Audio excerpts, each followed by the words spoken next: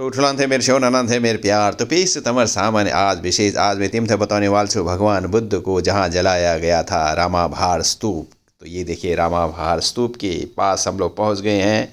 तो देखिए इस वीडियो में।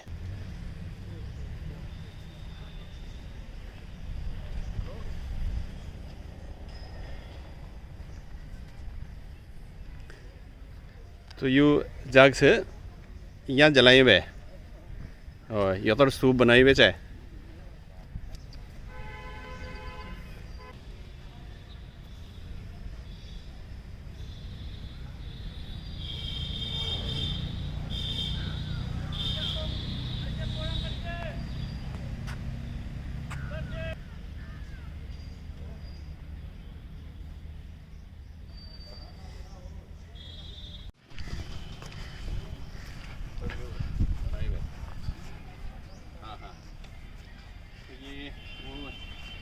है जहाँ पर जो है भगवान बुद्ध को जब मृत्यु हुआ था फिर उसके बाद जो है यहाँ जलाया गया था। तो वो वाला स्तूपा हुआ ये।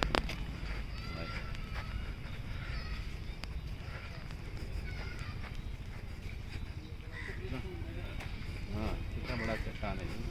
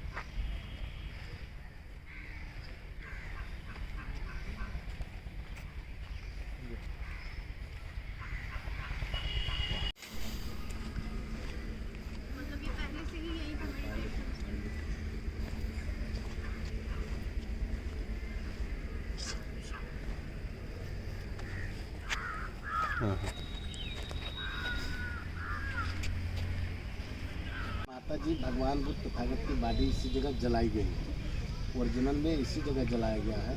हाँ लेटी हुई मूर्ति दिखा दिए ना सर। जहाँ लेटे हुए हैं भगवान बुद्ध तथागत वहाँ पे शरीर को त्याग दिए।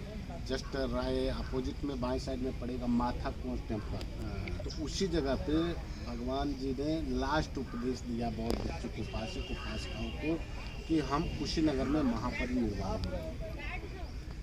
कुशीनगर ये मल्लों की राजधानी थी ना। पहले एक राजा का 14 कोसे का राज होता था, उसी के एक राजा माना जाता था, बाकी लोग राजा थे।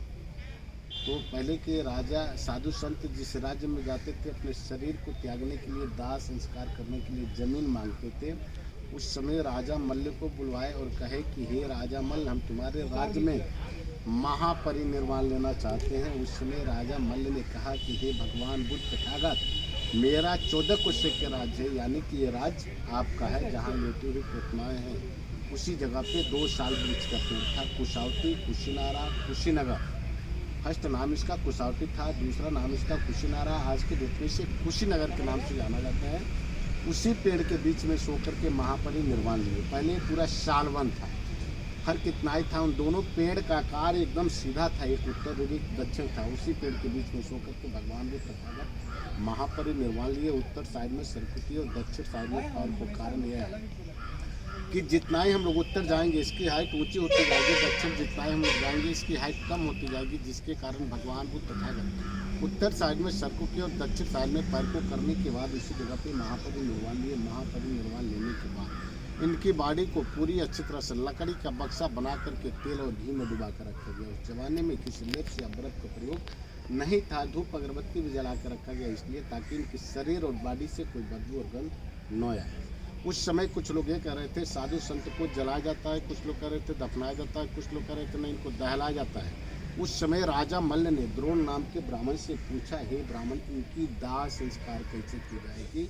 उस समय द्रोण नाम के ब्राह्मण बताए कि भगवान बुद्ध तथागत चक्रवर्ती राजा थे, इनकी दाह संस्कार चक्रवर्ती राजा की जैसी होनी चाहिए। फिर उस जमाने में हाथी घोड़ा बाजा बेंदे जो भी कुछ मिला सभी को इकट्ठा किए। इकट्ठा करने के बाद इस जगह पे लोग ले करके आए, जिसका फर्स्ट नाम आदान चैत्य है। आदान चैत्य मतलब श्मशान घाट होता है बौद्धिस्ट में। अगरबत्ती और मोमबत्ती से ही बॉडी के ऊपर आग लगाई जाती है। पूरी अच्छी तरह से लकड़ी को सजाने के बाद भगवान बुद्ध तथागत की बॉडी को 500 मीटर कपड़े से इनकी बॉडी को लपेट करके रखा गया था। जब ये लोग आग लगाना चालू किए तो उस समय भगवान बुद्ध तथागत के कपड़े से 1.5 फीट हाथ और पैर दोनों बाहर निकल गया, जिसके कारण लकड़ी गिरना चालू हो गया, पूरा आकार मच गया। उस समय बहुत भिक्षु उपासक है, सभी लोग चकित और परेशान थे। लगे लोग क्वेश्चन करने कि हे राजा मल्ल, इस तरह का क्यों हो रहा है। उस समय राजा मल्ल ने द्रोण नाम के ब्राह्मण से पूछा तो उस समय जो अनिरुद्ध भंते थे, जिनके नाम से हमारा ये ग्राम सभा चलता है, वो बताए कि भगवान बुद्ध तथागत कश्यप का वेट कर रहे हैं। कश्यप सम्मक संबुद्ध हैं, जब तक कहेंगे नहीं इनके बारे में आग लगेगा नहीं। फिर कश्यप के साथ में 7000 बौद्ध भिक्षु आए। आते आते उनको 8 दिन लग गया। आकर के जब 3 बार के सरस्वती का परिक्रमा किया, अकस्मात इसने आग पकड़ लिया। इसमें आग कोई नहीं लगाया। पकड़ने के बाद अस्थि को बिटरवा करके राजा मल्ल ने कहा कि ये अस्थि हम किसी को नहीं देंगे, इसका भव्य स्तूप बनवाएंगे। उस समय अजातशत्रु भी अपना सेना लेकर के आया और बोला कि पहले युद्ध करो, पहले मेरा अस्थि को हम लेकर के जाएंगे। उस समय बहुत भिक्षु उपासकाएं सभी लोग चकित और परेशान थे। लगे लोग क्वेश्चन करने कि हे राजा मल्ल, आजीवन भगवान बुद्ध तथागत शांति के मार्ग पर चले और आप अस्थि के लिए क्यों शोर मचा रहे हैं, अस्थि को डिवाइड कर दीजिए। इनकी बातों को मान करके राजा मल्ल ने द्रोण नाम के ब्राह्मण के द्वारा अस्थि को 8 भाग में डिवाइड करवाया, जिनके यादगार में वहाँ 8 छोटा स्तूप बना है, जिसमें एक राजगीर का, एक नालंदा का, बोधगया, कपिलवस्तु, सारनाथ, वैशाली और एक पावनगर और एक लिच्छवी। उस समय 8 स्तूप बने। जब अशोक सम्राट की शासन आई तो उन्होंने 7 स्तूप की खुदाई कराई, थोड़ा थोड़ा स्तूप निकलवा करके फिर उन्होंने पूरे भारत में 84,000 स्तूप का निर्माण करवाए थे। इसका फर्स्ट नाम आदान चैत्य इसलिए पड़ा कि पहले पूरा श्मशान घाट था, दूसरा नाम इसका अंगार चैत्य था। इसलिए नाम पड़ा कि भगवान बुद्ध तथागत के बॉडी में आग कोई नहीं लगाया था, अकस्मात आग पकड़ा था, जिसकी वजह से अंगार चैत्य के नाम से जाना गया। तीसरा नाम इसका मकुट बंधन चैत्य है, इसलिए नाम पड़ा कि जिसको भी राज तिलक होता था, राजा विशेष बनाया जाता था, तो इसी जगह पे ला करके उसके सर पे मुकुट बांधा जाता था, जिसकी वजह से मुकुट बंधन चैत्य के नाम से जाना गया। आज के डेट में इसे रामाभार स्तूप के नाम से जाना जाता है। साधु साधु साधु।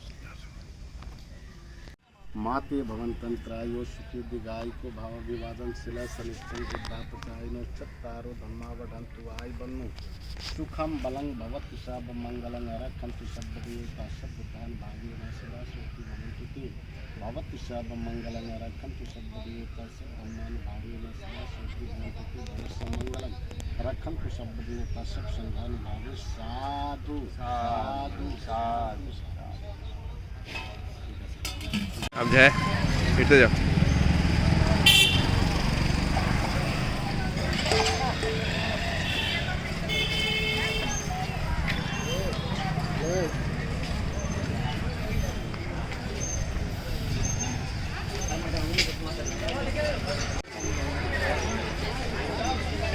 रे पर जो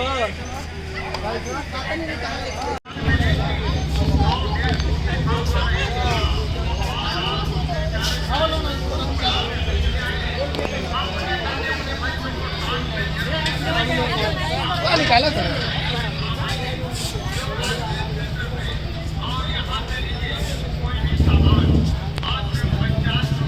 अलग अलग बनाए हैं।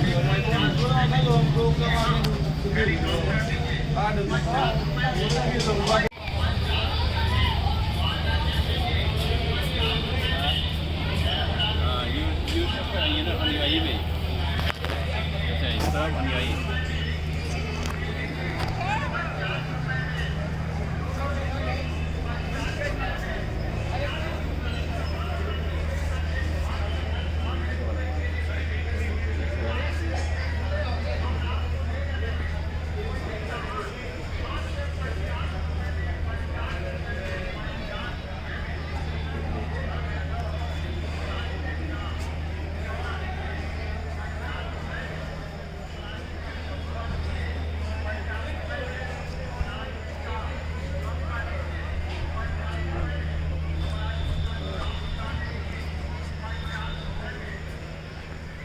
Thursday.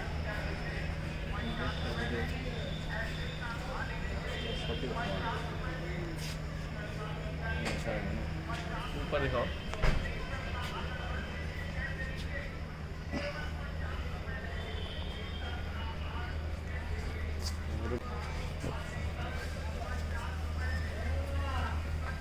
ये सब अनुयायी हुए हैं। ये सब अलग अलग नाम है। ये ना ये सब गुरु हुए हैं, ये उनका पिक्चर बनाते हैं, नाम दे रखे हैं।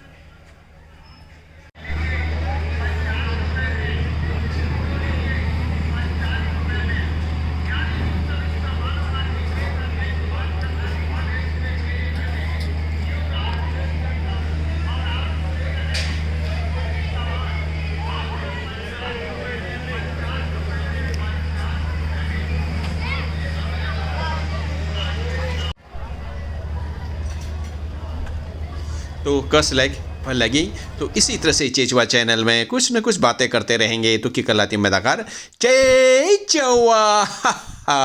धन्यवाद।